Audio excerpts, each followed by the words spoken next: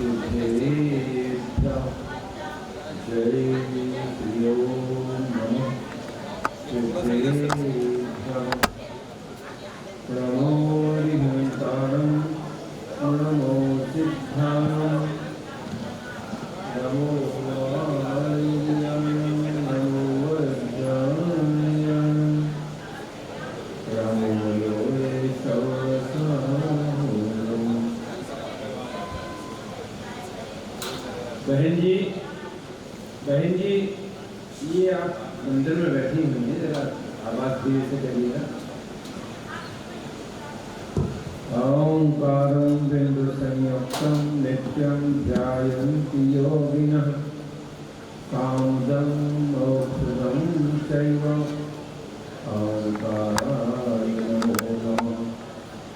अविरलशब्दघनो भक्षालिस्तकल्भूतलमलकलङ्कः हरिरूपाचातीता सरस्वती रत्नोदिता अज्ञानञ्जनशलाकयः चक्षुरुन्मीलितं येन तस्मै श्रीगुरुवे नमः। परं गुरुवे नमः परम्पराचार्य गुरुवे नमः। सकलकलशविध्वंसितं श्रेष्ठं परिवर्धकं धर्मसम्बन्धकं भक्तजीवमनः प्रतिबोधकारकमिदं शास्त्रं श्री सिद्धचक्रविधानजीनां ध्येयमूलग्रन्थम्। अस्य मूलग्रन्थकर्तारः श्रीसर्वज्ञदेवस्तदुत्तरग्रन्थकर्तारः श्रीगणधरदेवः प्रतिगणधरदेवः तेषां वचनानुसारं श्री पंडित प्रवर संतराजी विरचितं श्रोतारः सावधानतरश्रवन्तु। मंगलं भगवान् वीरो मंगलं गौतमोऽग्रणी मंगलं कुन्दकुन्दार्यो जैनधर्मोऽस्तु मंगलम्। सर्वमङ्गलमाङ्गल्यं सर्वकल्याणकारिकं प्रधानं सर्वधर्माणां जैनं जयतु शासनं जैनं जयतु शासनम्। अरिहं सिद्धाचार्य उपाध्याय सर्वसाधुभ्यो नमः। चार्वाक सतद्रव्यगुण पर्याय और प्रमाणका जड़ कर्म चेतन बंधका अरु कर्म के अवसान का। कह कर स्वरूप यथार्थ जग का जो किया उपकार है उसके लिए जिनवाणी तुमको वंदना सतराज है वंदना सतराज है। देवादिदेव श्री पार्श्वनाथ भगवान की जय। श्री सिद्धचक्र महामंडल विधान की जय। संत श्रोमणी 108 आचार्य गुरुवर श्री विद्यासागर जी महाराज की जय। 108 निर्यापक मुनि श्री शंकर सागर जी महाराज की जय। 108 मुनि श्री पवित्र सागर जी महाराज की जय। 108 मुनि श्री पूज्य सागर जी महाराज की जय। 105 आरिका रत्न गुरुमती माता जी की जय। 105 आरिका रत्न गुरुमती माता जी की जय। आरिका संघ की जय।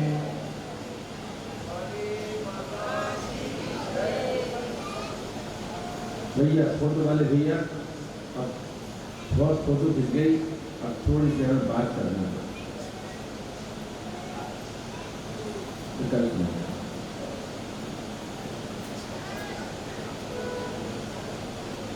बात चल रही थी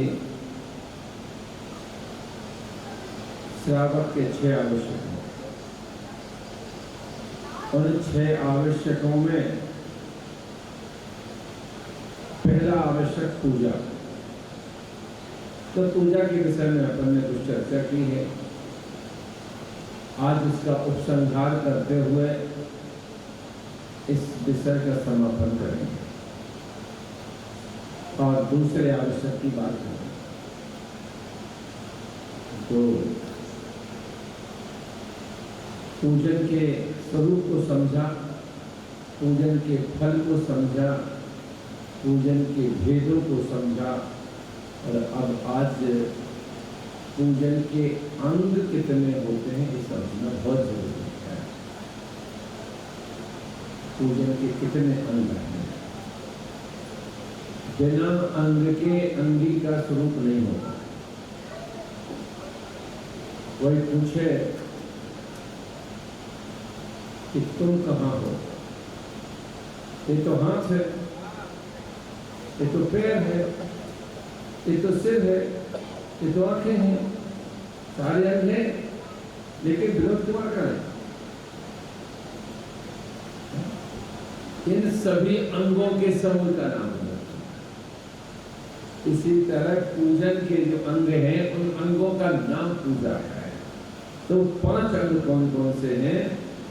तो पहले तो 5 अंग का स्वरूप कथन पढ़ने को मिला और फिर 11वीं शताब्दी में सोमदेव सूरी ने अभिषेक को भी पूजन का अंग स्वीकार किया। इस प्रकार से पूजन के 6 अंग माने गए हैं। कौन कौन से 6 अंग हैं एक बार सुन लें। अभिषेक, आह्वान, स्थापन, सन्निधिकरण, अष्टक और विसर्जन। एक 5 अंग कहे, 6 अंग, एक 6 अंग कहे। तो ये 6 अंग की जो पूजन हम करते हैं इसमें हमें कितनी विशुद्धि बन पाती है कुछ संक्षेप में चर्चा करते हैं। अभिषेक का प्रसंग अभी हम नहीं ले रहे हैं क्योंकि अभिषेक की बात करने के लिए पूरा समय चाहिए होता है। हम चर्चा करेंगे आह्वान, स्थापन और सन्निधिकरण। पहला प्रश्न उठता है, आह्वान किसे कहते हैं? हे भगवान आइए, अपने मन से एक बात पूछिए, क्या भगवान आते हैं?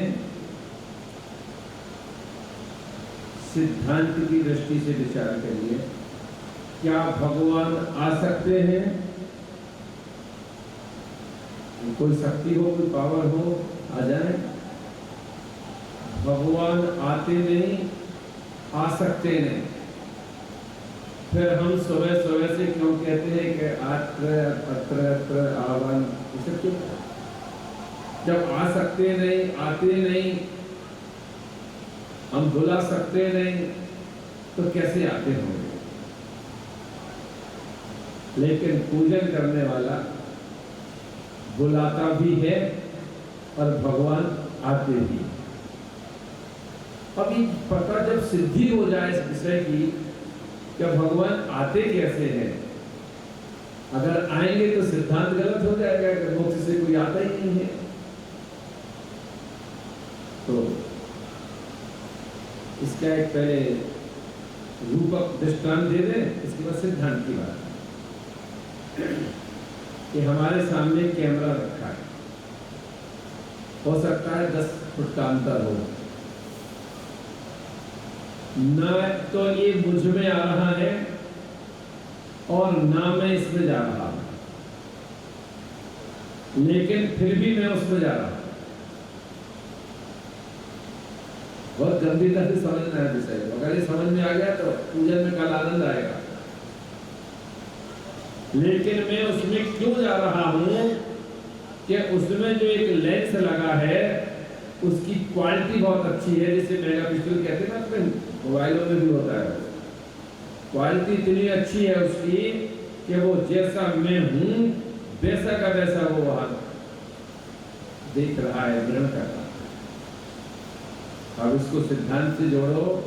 अगर तुम्हारे अंदर श्रद्धा का बहुत पावरफुल लेंस है तो वो सिद्धालय में बैठे भगवान ना तो यहाँ आएंगे और ना हम वहां जाएंगे, लेकिन उनका प्रतिबिंब हमारे हृदय में आ जाएगा। इसका नाम आह्वान। कैसे आएगा इसका एक तरीका और देखो। लगभग हम सभी लोग सम्मेद शिखर आते हैं और पर्वत राज के ऊपर वंदना करने को जाते हैं। तो पार्श्वनाथ भगवान की टॉप पर जाते हैं तो वहां पर भगवान के चरण चिन्ह बने हैं। वो सफेद पाषाण के चरण चिन्ह बहुत सुंदर हैं। ठीक है ना? कुछ बोलना चाहते हैं? कहने है ना? मैंने जानबूझ के कहा था, इसीलिए कहा था कि ना तो आप अभी पर्वत राज पे गए हैं इस समय, और ना वो चरण चिन्ह यहाँ आए हैं, लेकिन आपको वो चरण चिन्ह दिख गए कि नहीं दिखे, इसी का नाम है। हम वहां गए नहीं, वो यहाँ आए नहीं, लेकिन वो चरण चिन्ह हमारे हृदय में, हमारी दृष्टि पथ में आ गए। लेकिन उन लोगों की दृष्टि पथ में आए जिनने भी चरण चिन्ह के दर्शन किए, उनके जिनने आज तक दर्शन नहीं किए उनके दृष्टि पथ में नहीं आए। तो हमने भगवान के दर्शन तो कभी किए नहीं, अब हमारे हृदय में क्या आएगा? इसलिए ये जिनबिंब सामने रखते हैं। कई लोग कहते हैं कि जब हृदय में भगवान को विराजमान करना तो सामने बैठे ही कर भगवान, क्या जरूरत है? लेकिन वो इसलिए विराजमान है, इसलिए उनकी उपस्थिति अनिवार्य है कि हमने भगवान को साक्षात तो देखा नहीं है, लेकिन ऐसे हैं हमारे भगवान, और इन भगवान को हम हृदय में बैठा रहे हैं। तो इस सूत्र सुन लेना, हम मूर्ति की पूजा नहीं करते, कहते हैं क्या? हम पानी पीते, हम भोजन करते हैं, हम भोजन करते हैं कैसे? चम्मच से। छोटे छोटे रूपक है लेकिन बहुत महत्वपूर्ण है। हम चम्मच से भोजन करते हैं तो चम्मच खाते हैं क्या? नहीं खाते ना। इसका मतलब ये है कि चम्मच अलग है और भोजन अलग है। तो हम सामग्री से पूजन कर रहे हैं, तो जैसे चम्मच से भोजन, उसी तरह सामग्री से पूजन, अर्थात पूजन कुछ और चीज है। हम आह्वान करने बैठे हैं यहाँ, तो जो हम पूजन की बात कर रहे थे, हम पूजन करते हैं तो मूर्ति की पूजन देखने में लगती है कि हम मूर्ति पूजन कर रहे हैं, लेकिन सिद्धांत है कि ध्यान से समझ लीजिएगा, एक पंक्ति है सूत्र के रूप में, हम मूर्ति के माध्यम से मूर्तिमान की पूजा करते हैं। हम पार्श्वनाथ भगवान की पूजन कर रहे हैं, तो मूर्ति की कर रहे हैं कि पार्श्वनाथ की कर रहे हैं? अंतर है ना, समझ में आ गया। उसी तरह से आह्वान हुआ। इसका एक रूपक और समझ लें तो बहुत जल्दी समझ में आ जाएगा। हमारे घर कोई मेहमान आता है और फोन से बता दिया कि वो मैं इस फ्लाइट से इतने बज के इतने मिनट तक आपके घर पहुंचूंगा। कितने दिन पहले? 1 महीने पहले बता दिया, इस तारीख को आऊंगा। उस तारीख को उतने बजे व्यक्ति घर के बाहर खड़ा है और सामने दिख रहा है कि वो आ रहे हैं। आप तो कहाँ रहे? हमारे घर ही तो आ रहे हैं, कहीं दूसरे घर तो जाएंगे, पड़ोसी के यहाँ तो नहीं चले जाएंगे ना, पक्का आ रहे हैं। फिर जैसे ही वो दरवाजे पे आते हैं, हम क्या बोलते हैं? आइए।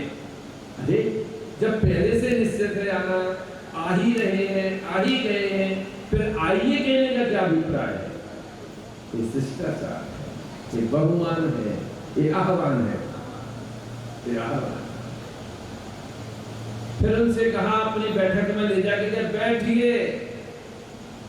और ध्यान रखिएगा, आपके बैठक कक्ष में एक सोफा पड़ा है सिर्फ एक, और वो जाके एक सोफे पर बैठ गए और ये होगा स्थापना। और जब उन्होंने कहा अरे कहाँ बैठ गए भैया, वहां से उठा करके उसी सोफे के दूसरे कोने पे बैठा दिया, यहाँ पे। ये क्या है? इस सन्निधिकरण है। और सन्निधिकरण को अगर मैं एक बात और कहूं, हमारा लाडला बेटा, हमारा लाडला पोता, हम बहुत दिन के बाद लौटे हो कहीं से और वो खेल रहा हो, तो हम उसे उठा के हृदय से लगा लेते हैं। इसका नाम है सन्निधिकरण। जितना आह्लाद आपको अपने बेटे को गले लगाने में होता है, वैसा आह्लाद आपको पूजन के समय सन्निधिकरण करने में आ जाए, समझ लेना हमारी पूजन हो रही। तो आह्वान, स्थापना, आइए आइए, ठहरिए ठहरिए, स्थापना, और मेरे और निकट आइए, मेरे और निकट आइए। इसका नाम सन्निधिकरण है। आचार्य प्रवर पूज्यपाद स्वामी ने नंदीश्वर भक्ति में लिखा है कि वह समोसरण में बैठा है, लेकिन वो कह रहा है महाराज भगवान आनंद नहीं आ रहा। साक्षात समोसरण में, क्योंकि गंध कुटी की पहली कटनी तक ही वह पहुंच पाता है, परिक्रमा करने के लिए इसके ऊपर नहीं जा पाता। नहीं, क्या करता है, वहां से चलता, समोसन से उठ के चल देता और नंदीश्वर देव जाकर के भगवान का अभिषेक करके मार्जन करता है, भगवान के प्रति के निकटता को प्राप्त करता है, स्पर्श लेता है और परिणामों को विशुद्ध करता है, आनंदित हो जाता है। इसका नाम है सन्निधिकरण। क्या समझते हैं आप दर्शन और सन्निधिकरण की भावना को? आज आपने एक दृश्य देखा होगा पूजन के समय, जब वो सची रानी बालक को ला रही थी, सौधर्म मान रहे थे और वो दे नहीं रही थी। ये पंचकल्याण में आपने अक्सर दृश्य देखा, लेकिन इसको जब हम सिद्धांत से देखते हैं तो मन आह्लादित हो जाता है। सम्यक दर्शन जिन्हें होता है वे स्त्री पर्याय में जन्म नहीं लेते। ये तो पढ़ा है ना।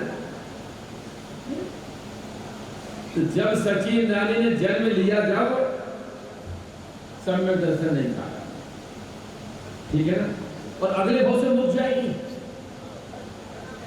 ऐसी कौन सी काम किया, कौन सी विशुद्धि प्राप्त की, जब वह तीर्थंकर वाला का प्रथम दर्शन करती है, प्रथम स्पर्श करती है, इतनी विशुद्धि करती है, इतनी विशुद्धि करती है कि अपने जो कर्म की अंतः कोड़ा 70 कोड़ा कोड़ी स्थिति को अंतः कोड़ा कोड़ी करती है, इतना भाव विशुद्ध कर लेती है और अगले भाव से मुक्ति को चली। क्या वैसा सन्निधिकरण आज तक हम कर पाए? अब हम करते क्या है वो एक और समझ, करते क्या? जैसे कहा भाई पूजा ने स्थापना करिए, चावल उठाए, साबुत साबुत ढूंढना जब तक छंद बोला गया और मंत्र बोला गया से उठाए और चढ़ा दिए, और जब तक दूसरा बार मंत्र बोला तब तक फिर चावल शोधन कर रहे हैं। तीनों बार में तो हमने 60% पूजन, आह्वान, स्थापन, सन्निधिकरण, माने अगर 6 अंग माने तो 50% पूजा होली। काय में होली? अकेले चावल ढूंढने में हो गई।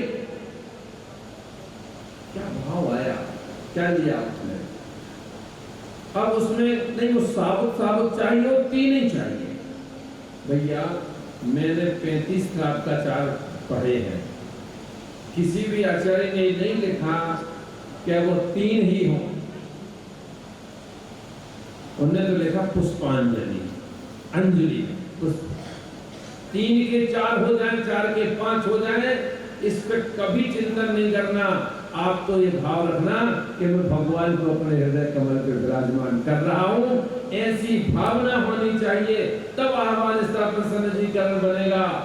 चावल ढूंढते रहने के साथ पूजन के अंदर नहीं बन पाएंगे। इस दूसरी बात, वो जो हम चावल चढ़ाते हैं वो ठोना पे चढ़ाते हैं। तो क्या ठोना पे जो चावल चढ़ाते हैं क्या वो जरूरी है हम थाली में चढ़ा दें? जब 8 ग्राम हम थाली में चढ़ाते तो ये भी चढ़ा दें? उन्होंने कहा नहीं, जो हम थाली में चढ़ाते हैं वो निर्वपामिति करके चढ़ाते हैं, इसलिए वह निर्माल्य है, अस्पर्श है। लेकिन जो ठोने पे हमने जो अपना आह्वान स्थापन के पुष्प क्षेपण किए हैं वह निर्माल्य नहीं है। और एक बात ध्यान रखना, ठोने के पुष्प भगवान नहीं है। रतनकर्ण शास्त्राचार्य की टीका में 19वीं कारिका की टीका में सदा सदास जी लिखते हैं ठोना के पुष्पों को भगवान नहीं मानना, वह तो संकल्प पुष्प हैं। हमने अपनी पूजन का संकल्प किया है, वो संकल्प पुष्प वहां रखे हैं, वो निर्माल्य ना हो जाए इसलिए ठोने पर रखे हैं। और ठोने पर क्यों रखे हैं? क्योंकि हम यह मांगलिक पूजन है, उसमें मंगल द्रव्यों का प्रयोग कर रहे हैं। कलश मंगल है, झाड़ी मंगल है, थाली में स्वस्तिक बनाया स्वस्तिक मंगल है, और सोना जो ठोना जो है जिसे सुप्रतिष्ठ कहते हैं वो भी मंगल है। सारी मंगल द्रव्यों का प्रयोग करके हम अपनी पूजन को मांगलिक बनाते हैं। और जब संकल्प पूरा हो जाता है तो उसमें जल से विसर्जन करके हम अपनी पूजा समाप्त। तो इस तरह से अष्टद्रव्य समर्पित करना अष्टक है। और फिर पूजन की समाप्ति पर विसर्जन करना, यहाँ तक फिर भी ठीक है। फिर हम थोड़ी सी कई बार चूक कर जाते हैं, जब पढ़ते तो हैं कि श्री जिनवर की आशिका लीजिए शीश चढ़ाए और ठोने के पांव छूते रहते हैं। श्री जिनवर की आशिका सामने भगवान श्री जिनवर की आशिका, तो थोड़ा सुधार इसमें आएगा और हम सही दिशा में पहुंचेंगे। और पूजन की विधि अगर सही होगी उसका फल भी हमें सही मिलेगा। पूजा विधि से क्या संबंध है कि कभी हलवा बनाया? हलवा बहनों ने हलवा बनाया, उसमें 3-4 चीजें डलती हैं। चीनी डलेगी, घी डलेगा, आटा डलेगा, पानी डलेगा। अब हम पहले पानी डाल देते हैं, फिर घी डाल देते हैं। अरे डलने जो है ना 4 चीजें क्या दिक्कत है?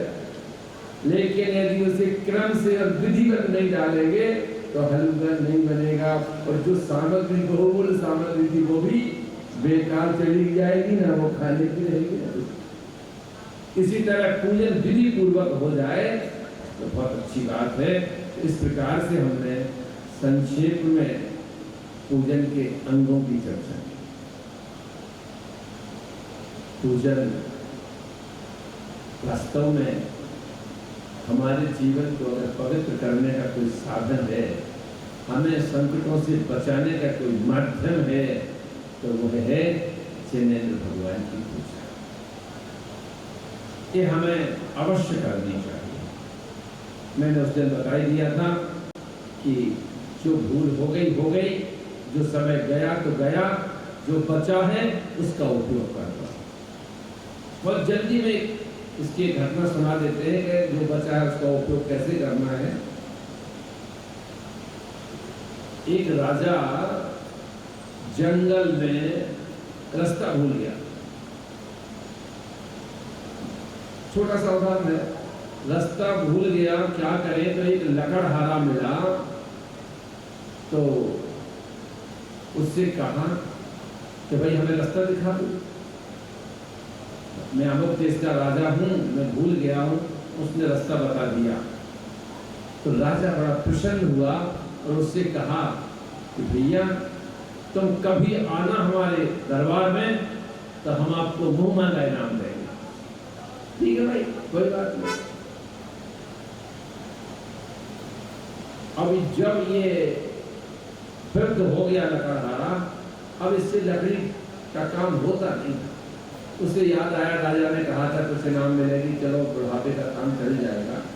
तो वो पहुंचा राजा के दरबार में और याद दिलाया, देखो एक बार आप रास्ता भूल गए थे, आपने कहा था। हाँ हाँ, बहुत ध्यान आ गया, तुम बहुत अच्छे व्यक्ति हो, और उसने एक जंगल का जंगल उसको दे दिया। जंगल का जंगल दे दिया तो उसने कहा ये तो हमारा अपना जंगल है, अब लकड़ियां तो होते बनती नहीं है, अब तो हम इसको जला के कोयला बना के बेचेंगे। और उसने क्या किया, वृक्ष काटे, कोयला बनाया और बेच दिया।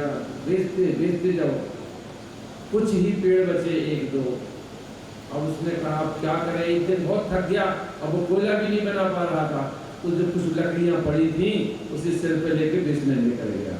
और जैसे ही वो मार्केट में, बाजार में वो लकड़ियां लेके जा रहा था, बड़े बड़े श्रेष्ठी अपनी दुकान से निकल के आए, भैया कितने पैसे दें, कितने, और जो वो लकड़ियां बेचता था उससे बहुत ज्यादा पैसा कह रहे थे। तो वो कहता है कि भैया आज हो क्या गया, हमें तो लोग थोड़े से पैसे देते थे, आज इतना पैसा क्यों दे रहे हो? तो एक व्यक्ति का, तुझे पता नहीं है कि जो तू लकड़ी ली है ना सिर पे, एक चंदन की लकड़ी है, चंदन की। उसने वो लकड़ी सिर से नीचे उतार के और माथा पकड़ के बैठ गया। हमें तो राजा ने पूरा वन का वन, जंगल का जंगल, चंदन का वन दे दिया था, प्रसन्न हो गए, चंदन का वन, और मैंने सब चंदन के वृक्षों को जला के कोयला बना के बेच दिया। सिर पीटने लगा, रोने लगा। एक धैर्यवान सज्जन व्यक्ति ने कहा, भैया अब कुछ नहीं होगा, जो हो गया सो हो गया, अब कितने पेड़ हैं? एक पेड़ बचा है, कोई बात नहीं, तुम्हारे जीवन के लिए वो एक पेड़ ही पर्याप्त है। ध्यान रखना, पूरे जीवन के लिए वो एक पेड़ अगर बचा है तो पर्याप्त है। हमारी जो उम्र निकल गई, निकल जाने दो, कोई पछतावा नहीं, लेकिन जो शेष बची है उससे भी हम अपना मार्ग प्रशस्त कर सकते हैं, और वही जीवन का सार है, और वही हम पूजन के माध्यम से कर सकते हैं। तो हमारे पास आज टाइम है, तो पूजन के बहुत सारे प्रसंग हैं। अभी हम गुरु उपासना की चर्चा कर लें, क्योंकि 3 दिन हो रहे हैं और अभी पूजा की चर्चा हो रही है, तो आज कुछ थोड़ी सी चर्चा गुरु उपासना की करते हैं। पहले तो हमें ये सोचना है कि गुरु की आवश्यकता क्यों। हमारे यहाँ तो शास्त्रों में कहा है कि अपने आप को देखो, अपने आश्रय से ही होना है, सब नहीं होना है, तो गुरु की आवश्यकता है। समंत्र भद्र स्वामी जैसे आचार्य ने लिखा कि सम्यक दर्शन किसे कहते हैं, देव शास्त्र गुरु के ऊपर श्रद्धा करने से समझते हैं। तो गुरु की भूमिका तो बहुत है। तो उसमें एक बात विशेष रखना,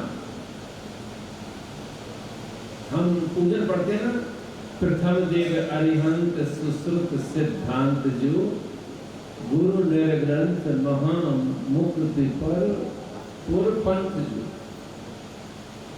शब्द समझना, ये जो मुनिराज हैं ये मोक्ष मार्ग हैं, यही मोक्ष मार्ग है।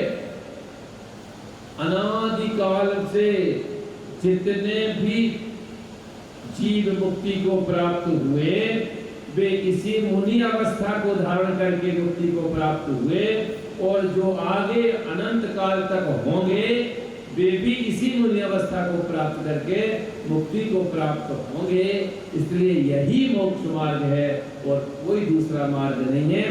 ऐसी दृढ़ सिद्धा करने के लिए आचार्य ने लिखा है कि गुरु के ऊपर हम और आप पुस्तक का ज्ञान रखते हैं, थ्योरी पढ़ लेते हैं, लेकिन अगर हमें इस जैन दर्शन को प्रैक्टिकल में देखना है तो मुनिचर्या को देख लो, जिनकी चर्या ही उनका उपदेश होता है। ऐसे मुनिराज हमारे गुरु हैं। कैसा है स्वरूप उनका, मैं बहुत लंबी चर्चा नहीं करता हूं। विषया शावशाती तो निरारंभो परि, विषयों की आशा नहीं जिनके शाम भाव भद्र। शास्त्र भरे पड़े हैं मुनिराज के गुरुओं के स्वरूप को कहने के लिए। और कैसे हैं, एक नौका की तरह है, नाव की तरह है। गुरु की आज्ञा ही जीवन है जिनका वो मोक्ष मार्ग में लगते हैं। एक प्रथमानियों का कथानक है, छोटा सा, बिल्कुल बहुत जल्दी में। मुनिराज विहार कर रहे थे, उनके साथ में कुछ भक्त जी भी विहार कर रहे थे। जंगल आया, वहां एक शेर मिला बैठा हुआ, कुछ एक कष्ट था पैर में और वो दुखी हो रहा था, दुख से, इससे कष्ट से। महाराज जी ने एक शिष्य को कहा, अपने एक साथी गृहस्थ को, कि जाओ उस शेर के पंजे में कांटा चुभ गया है, आप वो कांटा निकाल दो। आज का कोई शिष्य होता तो वो कहता बर्बादी, अब क्योंकि साक्षात शेर के पास जाएगा तो बचेगा क्या। लेकिन गुरु की आज्ञा है, ध्यान रखिए। वो व्यक्ति गया और उसके शेर के पैर में से वो कांटा निकाला, वापस आया, अगली पर्याय में भरत चक्रवर्ती बना। ध्यान रखिएगा, ऐसे साधारण नहीं होता है गुरु की आज्ञा। गुरु की आज्ञा सिरोधार्य होनी चाहिए, न जाने गुरु का अभिप्राय क्या है। गुरु एक ऐसे नाविक हैं जिनके माध्यम से गृहस्थ संसार से पार होते हैं। एक बार एक सेमिनार में एक प्रश्न उठा कि जैन दर्शन ने, जैन धर्म ने बहुत संकट सहन किए, बहुत विपरीतताएं देखी, बहुत विरोधाभास देखे, लेकिन फिर भी हजारों हजारों साल के बाद भी, करोड़ों साल के बाद भी आज शाश्वत है। क्या विशेषता है इस धर्म की? तो ये निर्णय निकला कि जैन धर्म के जो गुरु होते हैं वो पद विहार करते हैं। अगर वो वाहन में विहार करते होते तो बड़े बड़े शहरों में पहुंचते, छोटे छोटे गांव छूटते चले जाते, लेकिन वो पद विहार करते हैं, प्रत्येक गांव में जाते हैं और उनकी चर्या को देख करके लोग जैन धर्म को अंगीकार करते चले जाते हैं। ऐसे कितने प्रसंग आपने सुने होंगे कि जहां से महाराज का विहार हो गया वहां कितने लोग जैन हो गए, उनकी सिर्फ चर्या को देख। दूसरी बात कहें, जिन घरों में चौके लगते हैं उन घरों में बच्चे, बिटिया, बहू जो भी हैं, वो कैसे महाराज जी के चौके में रसोई तैयार करनी है, शोध क्या होता है, कैसे महाराज जी का आहार बनता है, इस सारी शिक्षा पढ़ाना नहीं पड़ती, सहवेग हो जाती है। एक बात और ध्यान रखना, आज का यह युग हमें ये कहता है, अरे क्या फालतू की बात करते हो, लेकिन रसोई के विषय में कह रहा हूं, लेकिन जब एक कोरोना काल आया, मैं धन्यवाद नहीं कहता हूं कई बार उसको, तो उसने ये साबित करके बता दिया कि जैन दर्शन की जो आहार व्यवस्था है वो विश्व की सर्वश्रेष्ठ आहार व्यवस्था है। जैनेतर विद्वानों ने भी, मैं तो कहता हूं कि एक मुसलमान विद्वान ने भी कहा कि अगर जीवन बढ़िया जीना है तो जैन भोजन पद्धति को अपनाना पड़ेगा। ये है वो जैन मुनिराजों का उपकार है। अब मुनिराज कैसे आहार करते हैं, उनके आहार की वृत्तियां देखिए। मैं अपने मन से नहीं कह रहा हूं, शास्त्रों में उल्लेख है मुनिराज की आहार वृत्तियां। ये विषय इतना गंभीर है, गुरु गरिमा को लिखा जाए, कहा जाए, कहा नहीं जा सकता। इतने संस्मरण हैं कि अगर सुनाए तो बहुत हो जाएंगे, लेकिन कुछ थोड़ी सी चर्चा अपन करते हैं कि उनकी जो वृत्तियां होती हैं मुनिराज की, एक होती है अक्षरक्षण वृत्ति। अक्षरक्षण वृत्ति ये है, आजकल सबके घरों में गाड़ियां हैं, फोर व्हीलर है, उसमें ग्रीस लगता है। अगर ग्रीस न लगाएं तो गाड़ी में किसी प्रकार की परेशानी हो सकती है। जिस प्रकार गाड़ी को चलाने के लिए ग्रीस की आवश्यकता है, शास्त्रों में तो ओंगन शब्द आया है, ओंगन,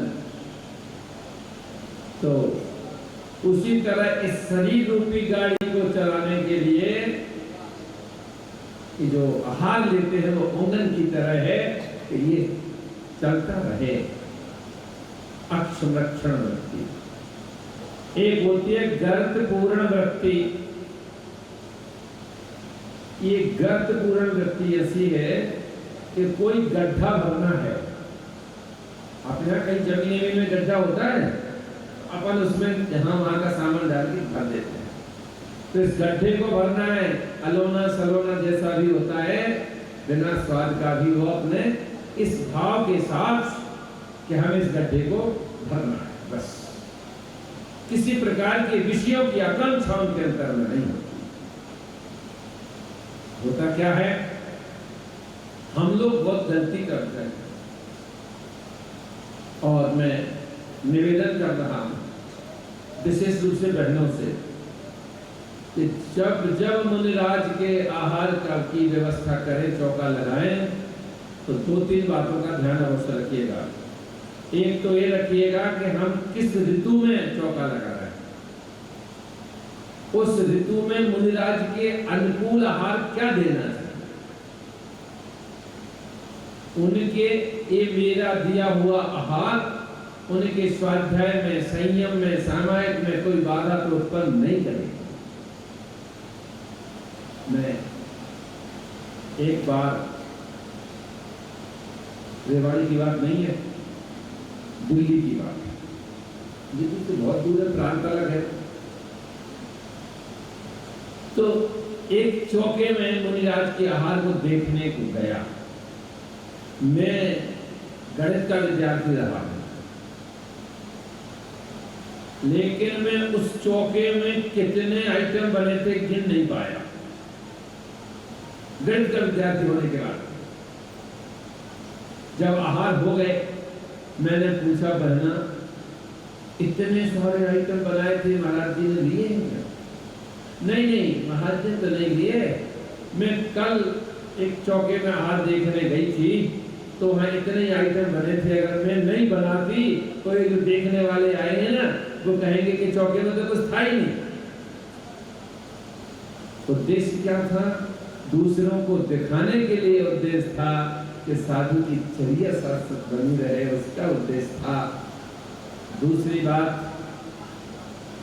आपने गरिष्ठ भोजन बनाया, रसगुल्ला बना दिया, बहुत बढ़िया गरिष्ठ भोजन बना दिया, और महाराज जी ने अंजलि बंद कर दी, नहीं। और हम जिद पे अड़ गए, नहीं महाराज एक तो ले नहीं, नहीं महाराज, नहीं महाराज। और वो गरिष्ठ भोजन उनके संयम में बाधा उत्पन्न कर सकता है।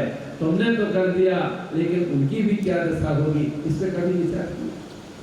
तो उनके अनुकूल आहार हमें देना चाहिए। तब मैं ये भी कह सकता हूं कि पहला आवश्यक था देव पूजा, और दूसरा आवश्यक है गुरुपास्ति, गुरु की उपासना। गुरु की उपासना कैसे करें? अकेले आहार से नहीं है, आहार भी है, बाह्य वृत्ति भी है। उनके अनुकूल, उनके संयम साधना के अनुकूल वातावरण तैयार करना, यह भी गुरु की उपासना है। एक शब्द लिखा है आचार्य कुंकुम स्वामी ने रयन सार में, आप समझ लें तो मुझे लगता है कि आप बाह्य वृत्ति समझ लेंगे। बाह्य वृत्ति के विषय में लिखा है कि जिस प्रकार एक मां अपने बेटे को, जो मुंह नहीं बोल रहा है, अभी बेटा मुंह नहीं बोलता है, छोटा है, फिर भी बिना बोले वो मां अपने बेटे के अभिप्राय को समझ लेती है और उसके अनुकूल वस्तु से या वातावरण को दे देती है बच्चे को। इसी तरह मुनिराज कुछ कहते नहीं है, लेकिन उनके बिना कहे ही हम उनके अभिप्राय को समझ करके उनके अनुकूल वातावरण बनाए, उसका नाम वैयावृत्ति है, ध्यान रखिए। और अगर हम ये कर पाए, इसका नाम गुरु उपासना है। और ये प्रतिदिन प्रतिदिन दिन दिन हर दिन करने के लिए कहा गया। तो आहार की बात कही है, हमें अपने घरों में चौका लगा के आहार देना चाहिए। इस भावना के साथ कि यदि इनकी संयम साधना चलती रहेगी तो उसके कई अभिप्राय हैं। एक तो सेन संस्कृति शाश्वत रहेगी ही रहेगी, दूसरे जब हम मुनिराज बनेंगे, हम आलिका बनेंगे, तो हमें भी अनुकूलता मिलती चली जाएगी। और तीसरा फल जो मुनिराज को आहार देते हैं वो भोग भूमि में जाते हैं, भोगी भोग। तो जो मैं बात कह रहा था कि महाराज के गुरु की उपासना का, वह गुरु की उपासना गुरु आज्ञा को मान करके होती है, गुरु का उपदेश सुन करके होती है। और गुरु के अंदर कितनी दया के परिणाम होते हैं, ये सब हमारे मोक्ष मार्ग को प्रशस्त करते हैं। गुरु के आते ही वातावरण बदल जाता है। तो वो जो आहार की बात कर रहे थे, पहली वृत्ति है संरक्षण वृत्ति और दूसरी वृत्ति है गर्त पूर्ण वृत्ति और तीसरी वृत्ति है भ्रामरी वृत्ति। ये भ्रामरी वृत्ति ऐसी है कि जैसे भौरे को देखना जाता है तो फूल का रस तो लेता है, लेकिन फूल को तोड़ता मरोड़ता नहीं है, कभी भी इसको क्षति नहीं पहुंचाता। उसी प्रकार जब मुनिराज किसी गृहस्थ के घर आहारचर्या के लिए जाते हैं तो वह कभी भी देखा होगा बर्तन में जितनी वस्तु है पूरी नहीं लेते। कभी आपने इस चीज को गौर किया हो, वो श्रावक के लिए छोड़ देते हैं, उस भौरे की तरह जो फूल को नुकसान नहीं पहुंचाते, और जो श्रावक ने अपने लिए बनाया है उसमें से कुछ ले लेते हैं। ये भ्रामरी वृत्ति होती है।